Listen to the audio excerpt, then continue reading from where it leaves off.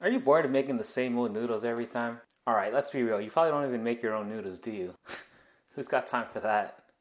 I apparently do. Well, if you are bored, it's probably because you're not making the most fun noodle in the whole wide world. Now, this isn't something you could just buy out the grocery store. I mean, unless you live in China. And I guess some specialty restaurants do make it. But we're gonna make it right here in this kitchen. Today we're gonna be making some biang biang noodles, Chinese hand ripped noodles. Now if you've never heard this before, I don't blame you. Last year I went to New York City, I took a trip to Xi'an's Famous Foods. They said they were famous, so I had to go check it out. But I did have their hand ripped noodles. Sat by the window and saw them make it. Bang, bang, bang, bang, bang. Let me tell you, it was really cool to watch. And also, it was super freaking delicious. And I think I figured out how to make it. It's so good. Alright, to make these noodles, we're gonna need a ratio of 2 flour to 1 part water. We'll be using bread flour. The reason why you want this bread flour is for the high gluten content. When you have high gluten, they get stretchier and they get chewier. And especially with this kind of noodle, you're gonna need to be able to pull it and stretch it. And having the high gluten is what really helps develop that. We're gonna need our scale, as always. In a mixing bowl, works out to be about 120 grams to 150 grams per serving. Depends on how much you like to eat. And so we're gonna make, let's go 400 grams flour. So 400 grams of flour, we're gonna need 200 grams of water. Y'all said math wasn't important. To that, 1% of salt to your flour. So 1% of 400 is 4. See that? Math genius. Alright, here's the secret to having this all come together. Chen alkaline water. I believe it's just lye water. You get this at the Chinese grocery stores. It helps with the chewiness and helps with the development of gluten and stretchier and stuff. If you can't get this, you could do baking soda. You bake baking soda for about an hour at 250 Fahrenheit. Haven't needed to do that yet, but apparently that works too. So to this, we're gonna need 2% of our flour. So 2%, I lied, 1%. 1% of flour to this. So that's another 4 grams of, I need a bottle opener. All right, 1% of our flour, that's 4 grams. It's a little bit more, but it should be okay. So we're gonna throw this in the mixer for about 20 minutes. You really want to get it to develop some gluten, get it really stretchy. You're basically overworking the dough so that the gluten gets like super tight. I mean, you do this by hand, this takes a lot of time and a lot of effort. Just get yourself a mixer, man. Dough hook. We'll let that rock until it comes together. Alright, so we've been mixing for about 5 minutes or so. I think it's really dry. Take a look at this. Just 5 minutes of mixing. I think I'm going to put a splash of water in here. I've only done this once before. We'll see what happens. Maybe I should just let this chill before I need it again. Oh, maybe I'll just try it by hand. Yeah, I really don't know what I'm doing.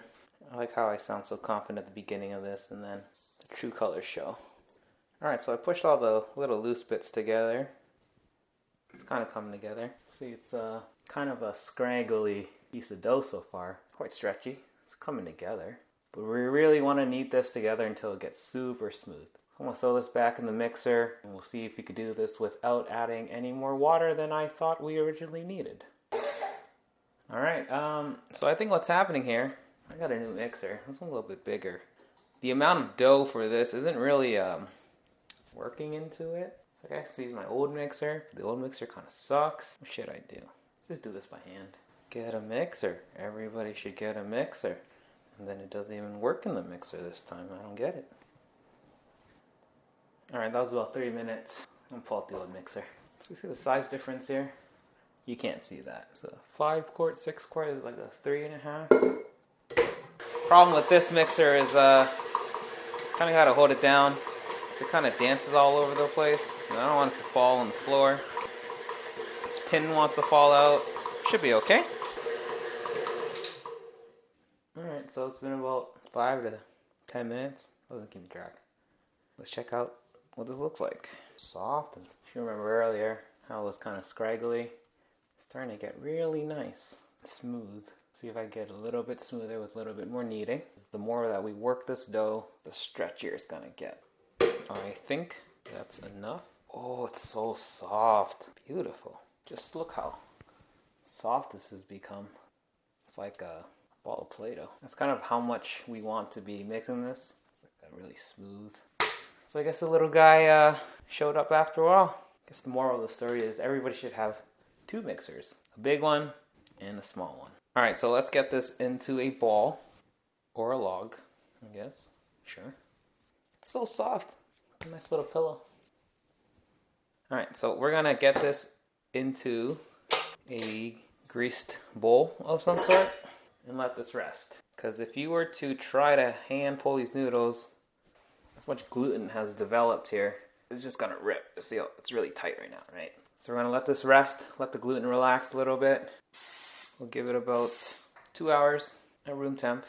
I'm gonna cover it up with some cling wrap of some sort so the dough doesn't dry out. And we'll leave that for about 2 hours.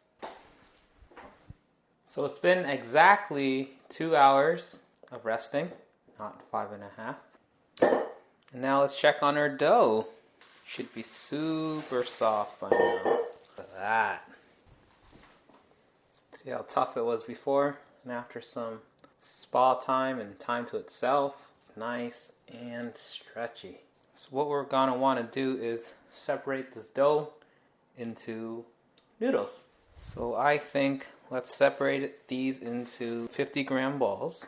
Do you need to make them exactly even?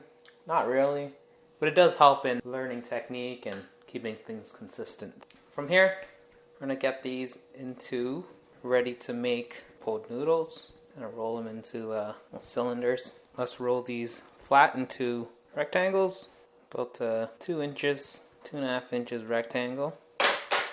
Try that. Sure. I'm gonna want to coat these with oil. Stick to each other. Be generous with the oil.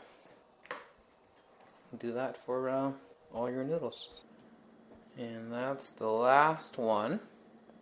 So now it's time for this to rest again. This is a lot of downtime.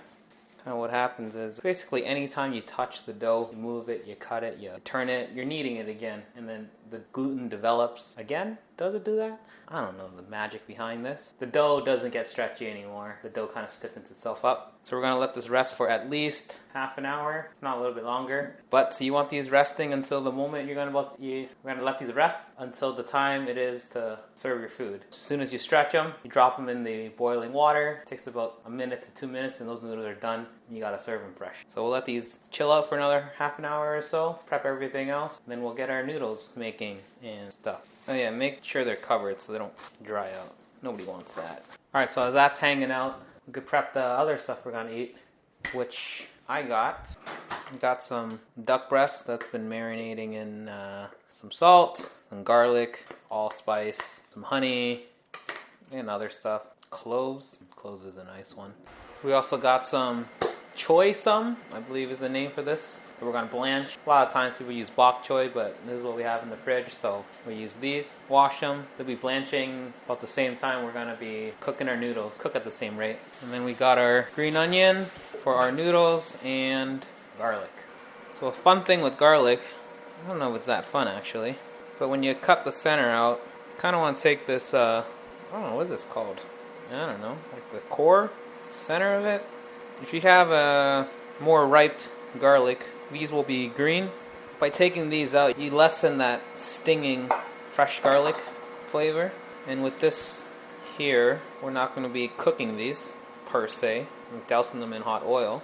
But yeah, anytime you're using any fresh garlic, I'd suggest cutting out and pulling out the inside. I don't know. What is this thing called? Okay, now we got our finely chopped green onions, minced garlic. Put these aside. When we're ready to serve, we'll slap them on. It's probably a good time to get our water started. Timing is key. Alright, our water is boiling. Our duck is almost done. It's time to pull some noodles. See what happens. You're also going to want to heat up about, I don't know, a quarter cup of oil per serving-ish. That's about, that's probably too much. Can I do it? Oh ho ho! Nice. Showtime. Let's see what happened. Right, we're going to want a little bit of oil on our work surface. We'll grab a noodle of ours. skewer or chopstick. Push it down the middle here. Let's see if this works. So we're gonna pull it out.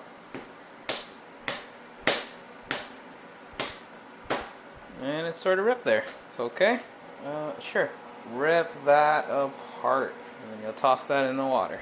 Take about 1 to 2 minutes for that. I'm gonna try this again. Flat, skewer. Skewer helps it rip. We're gonna pull. And then from here, slap and pull. Yeah, that's a good one. That's a noodle. It's kind of scary at first, but after some... Oh, well, that broke there. You think I know what I'm doing? Nah. Alright, so what you're going to want to do, get a bunch of green onions there, good amount of garlic, chili flakes, depends on how much you like, 2 tablespoons of soy sauce, and a tablespoon of Chinese black vinegar. Once you got that, grab some of our hot oil, right on top of our garlic and chili flakes. That smells amazing. Just look at this. That's a long noodle. The great thing about these noodles is you could use them in so many different ways. You can put them in different toppings on it, stir fries, soup, and many other possibilities. They have this great chewiness and texture to it, and they look pretty darn cool. You know, you post this picture of a long noodle like this, you're bound to get one fire emoji. Guarantee it. So yeah, that's Biang Biang noodles. I hope you guys try to make these at home yourself, because cooking from scratch is pretty darn awesome. You know what else is pretty darn awesome? If you like this video, comment down below and subscribe to me. I need the validation in my life.